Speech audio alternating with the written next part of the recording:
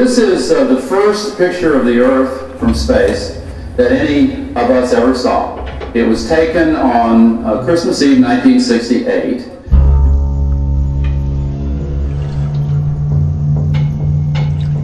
But we are filling up that thin shell of atmosphere with pollution.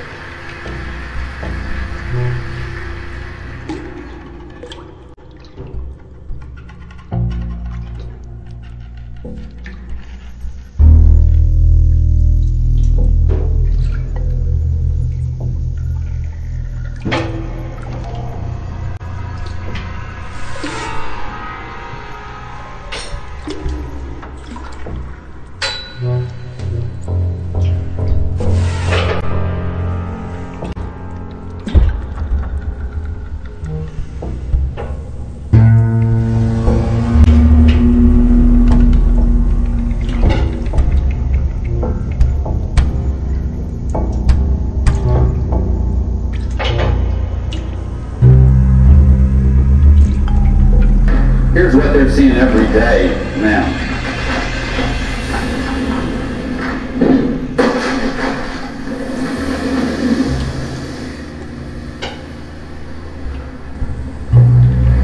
In the Himalayas, there's a particular problem because 40% of all the people in the world get their drinking water from rivers and spring systems that are fed more than half by the meltwater coming off the glaciers.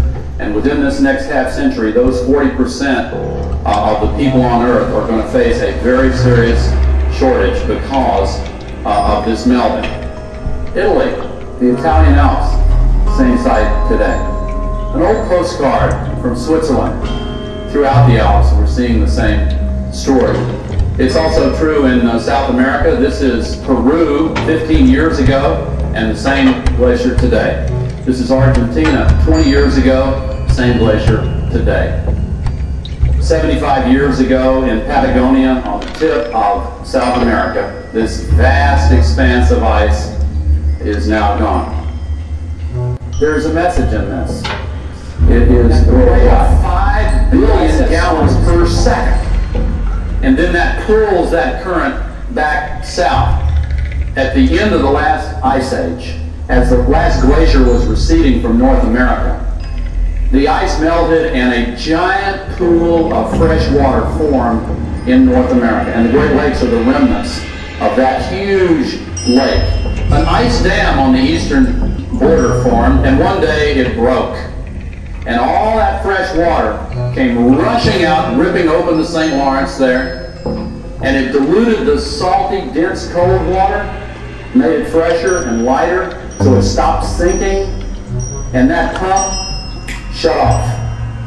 And the heat transfer stopped. And Europe went back into an ice age for another 900 to 1,000. It was also affecting the seasons. Here is a study from the Netherlands. The peak arrival date for migratory birds 25 years ago was April 25th. And their chicks hatched on June the 3rd, just at the time when the caterpillars were coming out. Nature's plan.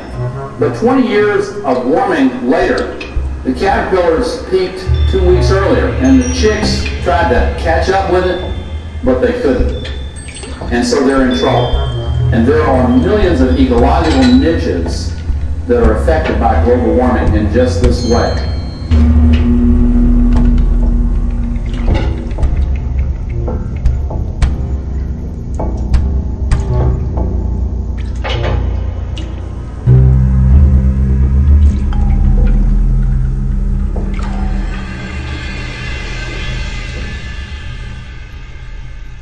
They thought, first of all, this is going to be technically impossible. We couldn't do it because we didn't really know how to do it. Second of all, they thought it would cost an exorbitant amount of money. That all these projections about cost were going to turn out to be a factor of 10 too low, and it's going to take money away from others. We set up a test project because everybody was skeptical that these new techniques, the new computers, the new algorithms, the new machines would work at this phenomenal scale.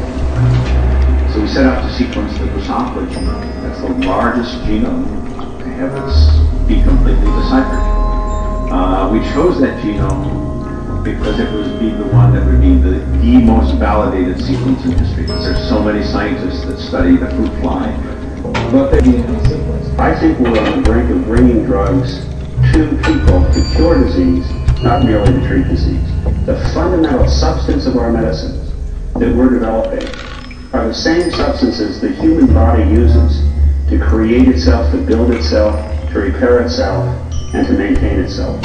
So the new medicine will not be from the chemical laboratory, but will be taken from the human body itself. It is the ultimate in natural medicine. And the opportunities it offers in biotech investments. I think that you have to distinguish as an investor between what the business is. Most of these new businesses have mistakenly believed that their business is like the internet business. It's an information business. It's selling tools. But the market for that information and tools is not the general consumer. It's not you, and it's not your cousin. It's not a daughter or a son who is a pharmaceutical researcher. But I think the market of the kind of products we're developing that will be most commercially successful are pharmaceutical products. So you have to, when you look at these companies, distinguish which companies are using these new technologies only as a tool, and which companies, like ours, are using this technology to bring new drugs to market. Now, it is a riskier business to take knowledge and turn it into drugs, but I believe that this new technology has provided such powerful tools that if we use them correctly, we can dramatically improve productivity. If you look at the pharmaceutical industry writ large, there's a productivity crisis that the companies must invest a certain amount, about 20% of their revenue, in research.